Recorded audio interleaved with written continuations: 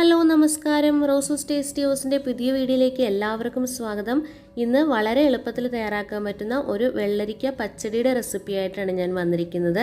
അപ്പോൾ ഓണക്കാലമാണ്, നമ്മൾ ഇനി സദ്യയുടെ ഒരുക്കങ്ങളൊക്കെ ആയിരിക്കും. പിന്നെ ഭയങ്കരമായിട്ട് ആഘോഷിക്കാൻ പറ്റുന്ന ഒരു സിറ്റുവേഷനിലല്ല നമ്മൾ ആരും. എങ്കിൽ പോലും ഒരു സദ്യ ഒരുക്കാത്ത മലയാളി ഉണ്ടാവില്ല.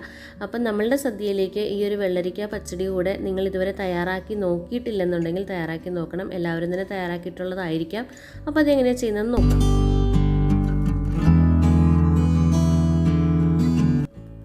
അതിന് വേണ്ടിയിട്ട് വളരെ ചെറിയൊരു കഷ്ണം വെള്ളരിക്കയുടെ പീസ് നമുക്ക് ആവശ്യമുള്ളൂ. ഇവിടെ ഞാൻ എടുത്തിരിക്കുന്ന വെള്ളരിക്ക ഇത് മുഴുവൻ ഞാൻ എടുത്തിട്ടുണ്ട്. ഇത് കാണുമ്പോൾ വലിപ്പം തോന്നുന്ന കേട്ടോ, അത് സൂം ചെയ്തിരിക്കുന്നത് കൊണ്ടാണ്. വളരെ ചെറിയ ഒരു വെള്ളരിക്കയാണിത്. അപ്പം ചെറുത് ഒറ്റയ്ക്ക് ഒരെണ്ണം കിട്ടിയത് കാരണം ഞാനത് അങ്ങനെ വാങ്ങിയതാണ്.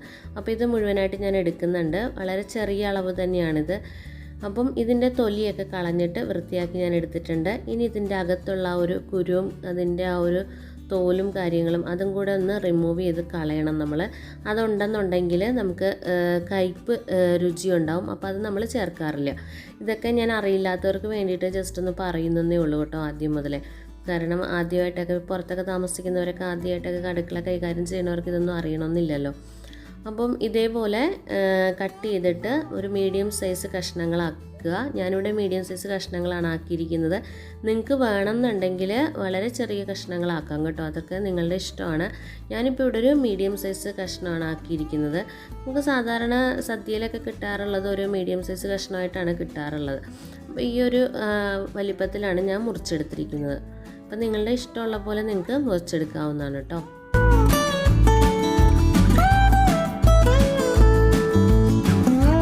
കണ്ടില്ലേ, ഈ ഒരു അളവിലാണ് ഞാൻ തയ്യാറാക്കിയിരിക്കുന്നത്. ഇനി നമുക്കിതൊന്ന് വേവിച്ചെടുക്കാം. ഞാനൊരു കടായിൽ തന്നെയാണ് വേവിച്ചെടുക്കുന്നത്. നിങ്ങൾക്ക് അങ്ങനെ വേവിക്കേണ്ടെന്നുണ്ടെങ്കിൽ കുക്കറിലിട്ടിട്ട് മീഡിയം ഫ്ലെയിമിൽ ഒരു വിസിൽ കേൾപ്പിച്ച് കഴിഞ്ഞാൽ നന്നായിട്ട് വെന്തിട്ടുണ്ടാവും കേട്ടോ.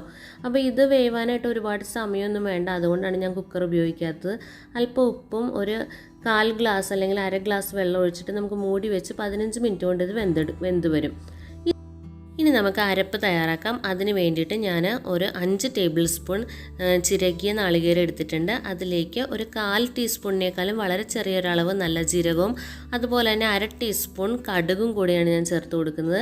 പിന്നെ 2 പച്ചമുളക്, എരിവുള്ള പച്ചമുളകാണ്, അതും കൂടെ ചേർത്ത് ഒരു 1/4 ഗ്ലാസ് വെള്ളവും കൂടെ ഒഴിച്ചിട്ട് നമുക്ക് നന്നായിട്ട് അരച്ചെടുത്തിട്ട് വരണം. നന്നായിട്ട് അരയണം കേട്ടോ തേങ്ങ, എങ്കിൽ മാത്രമേ കറിക്ക് ടേസ്റ്റ് ഉണ്ടാവുള്ളൂ.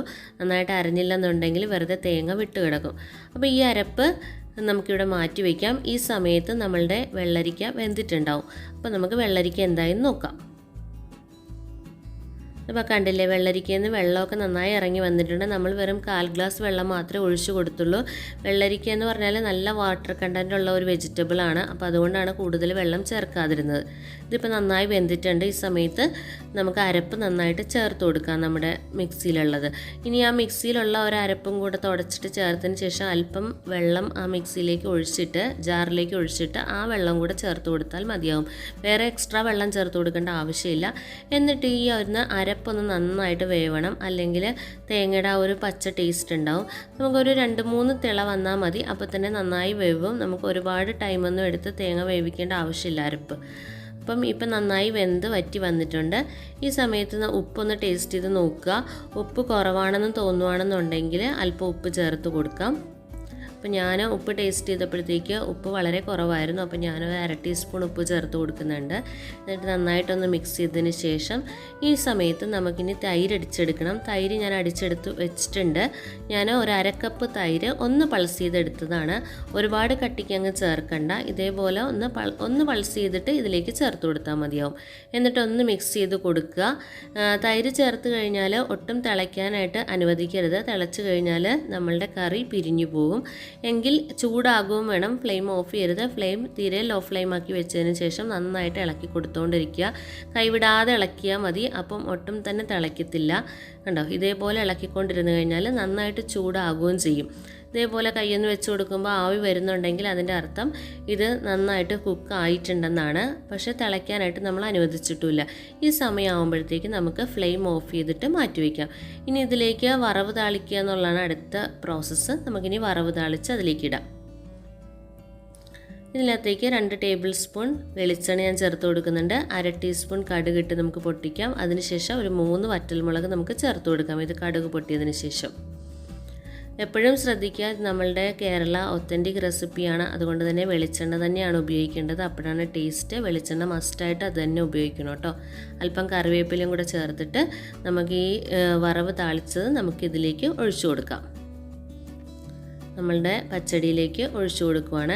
നമ്മളിത് വറവ് താളിക്കുമ്പോഴത്തേക്ക് ഉള്ളിയൊന്നും ചേർക്കത്തില്ല കേട്ടോ. ഇത് മാത്രമേ ചേർക്കത്തുള്ളൂ. ഉള്ളി നമ്മൾ ചേർക്കത്തില്ല. അത് പ്രത്യേകം ശ്രദ്ധിക്കുക. ഇതിലേക്ക് ചേർത്ത് കൊടുത്തതിന് ശേഷം ഒന്ന് മിക്സ് ചെയ്തെടുത്തു കഴിഞ്ഞാൽ കറക്റ്റ് ആയിട്ടുണ്ട്. ഇപ്പോൾ ഒരല്പം വെള്ളം പോലെ തോന്നിക്കഴിഞ്ഞാൽ, വെള്ളമായിട്ട് തോന്നുന്നില്ല, ഞാനത് വറവ് ഇടാൻ വേണ്ടി മാറ്റി വെച്ചപ്പോൾ തന്നെ ഒന്ന് കട്ടിയായിട്ടുണ്ട്. കുറച്ച് സമയം മൂടി വെച്ച് കഴിഞ്ഞാൽ നന്നായിട്ട് കട്ടിയായിട്ട് വരും. ഇതിപ്പം തൊടുകറിയുടെ പ്രത്യേകത എന്താണെന്ന് അറിയാലോ. നമ്മൾ ഇലയിൽ വെച്ച് കഴിഞ്ഞാൽ ഒട്ടും തന്നെ ഒഴുകി അടുത്ത കറിയിലേക്ക് മിക്സ് ആവാൻ പാടില്ല. അതാണ് തൊടുകറിയുടെ പ്രത്യേകത എന്ന് പറഞ്ഞാൽ. അപ്പോൾ അത്രയും കട്ടിയായിരിക്കണം. അപ്പോൾ അതേപോലെ തന്നെയാണ് ഇതിരിക്കുന്നത്. ഞാൻ സ്പൂണിലെടുത്ത് കാണിച്ചു തരാം. കണ്ടില്ലേ, നല്ല കട്ടിയായിട്ട് തന്നെയാണ് ഇരിക്കുന്നത്. അപ്പോൾ അത്രയേ ഉള്ളൂ. എല്ലാവരും തയ്യാറാക്കി നോക്കുക. അടുത്ത വീഡിയോ ആയിട്ട്, അടുത്ത അടിപൊളി റെസിപ്പിയായിട്ട് ഞാൻ വരുന്നതാണ്. അതുവരേക്കും ബൈ ഫ്രണ്ട്സ്. താങ്ക്